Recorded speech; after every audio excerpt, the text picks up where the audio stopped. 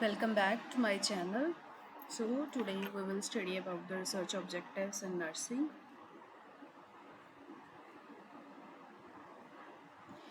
सो research objectives क्या होते हैं? रिसर्च ऑब्जेक्टिव्स ऐसे स्टेटमेंट्स होती है जो कि रिसर्चर के एम को कि रिसर्चर क्या करना चाहता है अपनी रिसर्च के थ्रू इन चीज़ों को आइडेंटिफाई करने में हेल्प करती है। बेसिकली जो रिसर्च ऑब्जेक्टिव होते हैं ना, वो एक रोड मैप का काम करते हैं कि हमारा जो रिसर्च प्रोसेस है वो किस डायरेक्शन में काम करेगा या किस तरीके से चलेगा। अगर हमारे रिसर्च ऑब्जेक्टिव्स ना हो तो क्या होगा कि हम रिसर्च को एक प्रॉपर मैनर में, सिस्टमैटिक या ऑर्डरली मैनर में कंप्लीट नहीं कर पाएंगे, जिससे रिसर्चर जो है ना उसका फोकस लूज़ होने के चांसेस होते हैं। अगर हम नर्सिंग की बात करें तो जो ऑब्जेक्टिव्स हैं, अपने मेन फोकस किस चीज़ पे रहता है? On patient care, education and community needs. Next हम बात करते हैं importance of research objectives in nursing. तो जो हमारी नर्सिंग में हम रिसर्च ऑब्जेक्टिव्स बनाते हैं वो हमारी स्टडी को एक क्लियर डायरेक्शन प्रोवाइड करते हैं, रिसर्च मेथडोलॉजी प्लान करने में हमारी हेल्प करते हैं, जो हमारी स्पेसिफिक नर्सिंग प्रॉब्लम्स हैं उनको फोकस करते हैं, इसके साथ साथ डाटा एनालिसिस करने में, इंटरप्रिटेशन में, और हमारी जो क्लिनिकल फाइंडिंग्स हैं उनकी एप्लीकेबिलिटी को इम्प्रूव करने में हमारे ऑब्जेक्टिव्स हेल्प करते हैं। नेक्स्ट है करेक्टरिस्टिक्स। तो करेक्टरिस्टिक्स जो है इसमें हमारे रिसर्च ऑब्जेक्टिव स्मार्ट बेस्ड होने चाहिए। Smart means specific, measurable, achievable, relevant, time bound. इसके साथ साथ ये क्लियर, कंसाइज और फिजिबल होने चाहिए और हमारे रिसर्च प्रॉब्लम के साथ अलाइंड होने चाहिए। ऐसा ना हो कि हमारी प्रॉब्लम तो कुछ और है लेकिन हमारे ऑब्जेक्टिव हम क्लियरली सेट नहीं कर पा रहे, जिसकी वजह से हमारा रिसर्च जो है वो कंप्लीट नहीं हो पा रहा है। नेक्स्ट आ जाता है टाइप्स ऑफ रिसर्च ऑब्जेक्टिव्स। तो टाइप्स ऑफ रिसर्च ऑब्जेक्टिव्स में दो टाइप के होते हैं, जनरल ऑब्जेक्टिव और स्पेसिफिक ऑब्जेक्टिव। जो जनरल ऑब्जेक्टिव होते हैं वो ब्रॉड एम होता है, मतलब उसमें overall purpose of the study जो है उसको हम इंक्लूड करते हैं। जैसे कि हम एग्जाम्पल में देख सकते हैं, to assess effectiveness of a teaching program on breastfeeding practice among postnatal mother। तो ये एक ब्रॉडर एस्पेक्ट हो गया कि जितने भी ब्रेस्ट फीड मदर्स हैं हम उनके लिए टीचिंग प्रोग्राम की इफेक्टिवनेस को देख रहे हैं। अब बात करते हैं स्पेसिफिक ऑब्जेक्टिव्स की। जो स्पेसिफिक ऑब्जेक्टिव्स होते हैं वो स्टेप वाइज गोल्स होते हैं। स्टेप वाइज गोल्स मीन्स जो हमारा ब्रॉडर था हमने उसको स्मॉलर और मेजरेबल टास्क में डिवाइड कर दिया। For example, to assess base line और to assess mothers baseline knowledge, हम ये असेस कर रहे हैं कि उनकी बेस लाइन नॉलेज क्या है। फिर हम इफ़ेक्टिवनेस देखेंगे कि क्या इफ़ेक्टिवनेस है। फिर हम कंपैरिजन कर सकते हैं कि जो हमने नॉलेज प्रोवाइड किया उससे और प्रीवियस नॉलेज से क्या डिफरेंसेस आए हैं। अगर हम एग्जाम्पल्स की बात करें, फॉर एग्जाम्पल नर्सिंग में जर्नल ऑब्जेक्टिव जैसे यहाँ पे इन्होंने दिया है, to evaluate the effectiveness of simulation integrated OSCE in improving evaluation skills among nursing student. ये एक जनरल ऑब्जेक्टिव हो गया जिसमें हम ओवरऑल चीज़ को इवेलुएट कर रहे हैं कि हमारा जो सिमुलेशन इंटीग्रेटेड ऑस्की है वो किस तरीके से हमें हेल्पफुल है या इवेल्युएशन स्किल्स को इम्प्रूव कर सकता है ओवरऑल नर्सिंग फैकल्टी में। अगर हम इसी को ही डिवाइड करें इन स्पेसिफिक ऑब्जेक्टिव्स तो सबसे फर्स्ट क्या बन जाएगा, to assess base line evaluation skill of faculty, कि उनका बेस लाइन स्किल्स क्या है। फिर सेकंड क्या बनेगा, to provide OSCE training using simulation. हमारे जो ब्रॉडर टॉपिक था हम उसको छोटे छोटे स्मॉल ऑब्जेक्टिव्स में या स्पेसिफिक ऑब्जेक्टिव्स में डिफ्रेंशिएट कर देते हैं, ब्रेक डाउन कर देते हैं। थर्ड, अगर हम स्पेसिफिक ऑब्जेक्टिव देखें तो इसमें इन्होंने क्या बोल दिया, to compare pre and post test evaluation skill. जैसे मैंने अभी आपको बताया कि पहले जो उनकी नॉलेज थी और हमारी इंटरवेंशन देने के बाद उनकी जो नॉलेज हुई है हम इन चीज़ों को कंपेयर कर सकते हैं। तो ये हमारे स्पेसिफिक ऑब्जेक्टिव्स हो जाते हैं। नेक्स्ट हम अगर कम्युनिटी नर्सिंग की बात करें, एग्जाम्पल लेके समझते हैं जनरल ऑब्जेक्टिव और स्पेसिफिक ऑब्जेक्टिव्स को। जनरल ऑब्जेक्टिव में देखिए इन्होंने क्या दिया है, to assess knowledge and practice of mothers regarding toilet training of preschool children. मतलब इसमें क्या हुआ, इसमें ओवरऑल एक टॉपिक है हमारा कि toilet training pre school children की, उनकी मदर्स की नॉलेज और प्रैक्टिस क्या है, हम उसको असेस कर रहे हैं। अब इसी जनरल ऑब्जेक्टिव को जब हम स्पेसिफिक में ब्रेक डाउन करेंगे तो क्या हो जाएगा, देखो फर्स्ट स्पेसिफिक ऑब्जेक्टिव अगर हम देखें तो इसमें इन्होंने बोला है to assess pretest knowledge and practice. तो उनका हमारी जो भी इंटरवेंशन हम दे रहे हैं वो देने से पहले उनकी नॉलेज और प्रैक्टिस कैसी थी। फिर to implement a structure teaching program. अब सेकेंड ऑब्जेक्टिव हमने क्या बना दिया कि हम उनको एक स्ट्रक्चर टीचिंग प्रोग्राम मतलब इंटरवेंशन दे रहे हैं। थर्ड ऑब्जेक्टिव की बात करें तो to assess post test knowledge and practice. अब थर्ड में हमने क्या किया, प्री कर लिया पहले, फिर इंटरवेंशन दे दिया। अब थर्ड में इंटरवेंशन के बाद उनकी नॉलेज क्या है, प्रैक्टिस क्या है, हम उसको असेस कर रहे हैं। तो इस तरीके से हमारे जो ऑब्जेक्टिव्स हैं वो फ्रेम किए जाते हैं।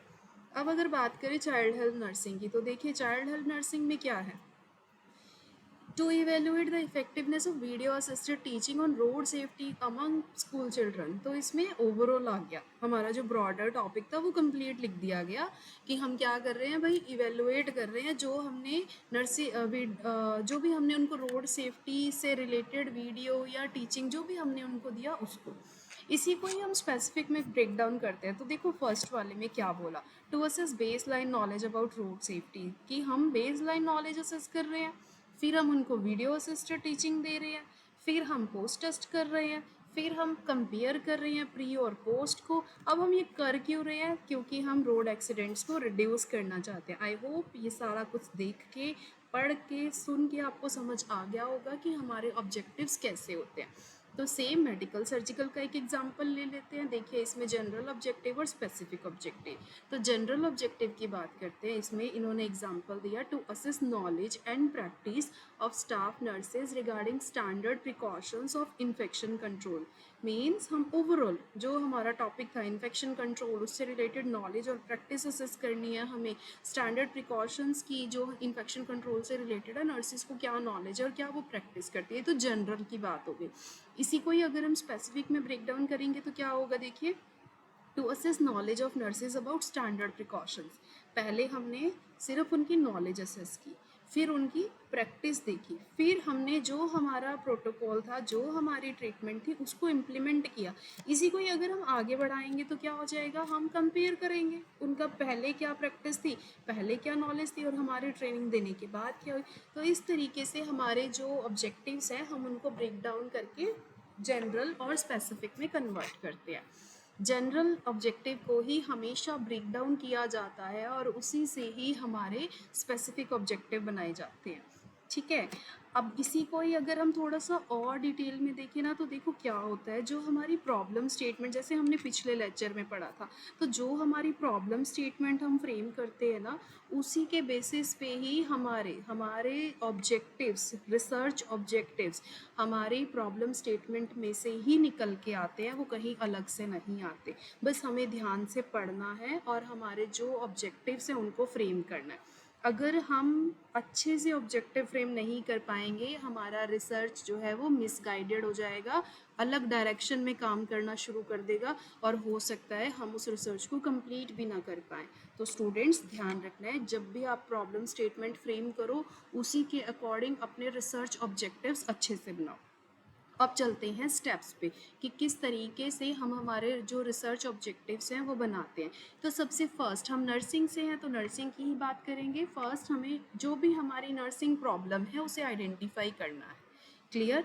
फिर उससे रिलेटेड रिव्यू ऑफ लिटरेचर करना है, फिर जनरल ऑब्जेक्टिव्स लिखने हैं, फिर हमें इन जनरल ऑब्जेक्टिव्स को स्पेसिफिक ऑब्जेक्टिव्स में जिन्हें हम मेजर कर सकते हैं, ध्यान रखिएगा जिन्हें हम मेजर कर सकते हैं, फिर हमें उन जनरल ऑब्जेक्टिव्स को स्पेसिफिक ऑब्जेक्टिव्स में ब्रेक डाउन करना है। फिर हमारा जो क्राइटेरिया हमने पढ़ा था स्मार्ट, मीन्स हमारे स्मार्ट बेस्ड ऑब्जेक्टिव्स होने चाहिए, हमें उसे फोकस में रखना है। अब स्टूडेंट्स क्या कॉमन मिस्टेक्स करते हैं जब भी वो रिसर्च ऑब्जेक्टिव्स बनाते हैं, तो कई बार ऑब्जेक्टिव्स ऐसे बना लेते हैं जो बहुत ब्रॉड होते हैं, वेग होते हैं, ठीक है, या तो उनका हमारी स्टडी से कुछ लेना देना ही नहीं होता है, और या फिर हम वो इतने ब्रॉड बना लेते हैं कि उसे हम अचीव ही नहीं कर पाते, कंप्लीट ही नहीं कर पाते। सेकंड की बात करें तो सेकंड पॉइंट में हमारे ऑब्जेक्टिव्स नॉन मेजरेबल टर्म्स हम इंक्लूड कर देते हैं कई बार, मतलब कुछ ऐसी टर्म्स यूज़ कर देते हैं जिनको ईजिली मैयर करना, मतलब मैयर करना ईजी नहीं है, जैसे कि टू नो, टू अंडरस्टैंड। तो ये कुछ कॉम्प्लिकेटेड चीज़ें हैं जिन्हें हम मैयर नहीं कर सकते।